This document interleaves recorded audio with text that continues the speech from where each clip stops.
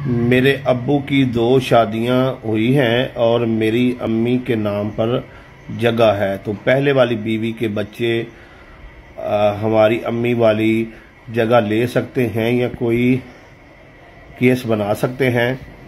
अच्छा, इसमें यह समझ लें आप कि जो एक शख्स 2 शादियां करता है तो वालिद की जायदाद में तो सारे बच्चे जो हैं वो हिस्सादार होते हैं, लेकिन जो वालिदा है, जिस वालिदा का जो हिस्सा अपने वालिदैन की तरफ से आता है, जो उसके बेटे हैं बेटियां हैं, उनको ही मिलेगा। दूसरे जो सौतेले हैं उनको नहीं मिलेगा। सगे ना हो कोई तो फिर सौतेलों को जाता है, लेकिन जब सगे मौजूद होंगे तो उनको ही मिलेगा।